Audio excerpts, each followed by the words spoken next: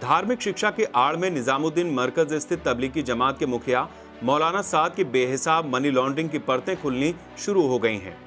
मरकज से जुड़े 11 बैंक खातों से मनी लॉन्ड्रिंग का काला धंधा बखूबी परवान चढ़ा है। ऐसे में कई नायाब खुलासे खुद मौलाना के सबसे बड़े राजदार जावेद ने एजेंसियों से किए हैं। जावेद का मुख्य काम ही मरकज में आने वाली बड़ी रकम को छोटे छोटे टुकड़ों में बांटकर अलग अलग खातों में भेजना था। पूरा खेल महज 24 से 48 घंटों में अंजाम दे दिया जाता था। उत्तर प्रदेश में तबलीगी जमात से जुड़े लोगों का मजबूत नेटवर्क है, इसलिए कई बड़े शहरों में मौलाना साद की अकूत संपत्तियों का अंदेशा है। सूत्रों की माने तो बेनामी चंदे की रकम का डायवर्जन यहीं से किया जाता था। इसके बावजूद लखनऊ की ईडी टीम को सक्रिय नहीं किया गया। यूपी ईडी के एक बड़े अफसर ने फोन पर बताया कि फिलहाल दिल्ली मुख्यालय से इस संबंध में कोई निर्देश प्राप्त नहीं हुए हैं, लेकिन हमारी पूरी तैयारी है।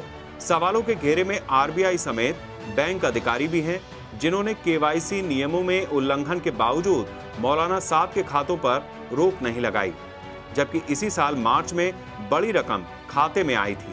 सीनियर कंपनी सेक्रेटरी और वित्त मामलों के गहरे जानकार अनुज कुमार तिवारी भी मानते हैं कि मौलाना साद के मामले में एजेंसियों से गहरी चूक हुई है।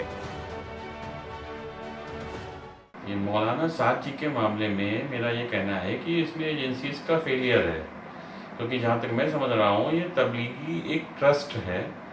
ट्रस्ट में अगर पैसा बाहर से आया है तो इसमें आरबीआई ने क्यों नहीं संज्ञान लिया? आरबीआई के नॉर्म्स में ये परमिटेड ही नहीं है जब तक वो वेंचर कैपिटल फंड ना हो। तो उस तरह से ऐसा लगता है कि कहीं ना कहीं आरबीआई ने ठीक से अलर्ट नहीं जारी किया, या जैसा भी प्रीमा फेसी दिखता है कि कुछ कमियां तो रह गई हैं एजेंसीज से। केंद्र सरकार को मौलाना साद के मामले में उन अफसरों पर भी कार्रवाई करनी चाहिए जिनकी लापरवाही के कारण साद को विदेशों से अरबों की फंडिंग हवाला के जरिए होती रही, क्योंकि इतनी बड़ी धनराशि का इस्तेमाल कहीं देश विरोधी कार्यों में तो नहीं किया गया। ये देखने की जिम्मेदारी भारत सरकार की ही है।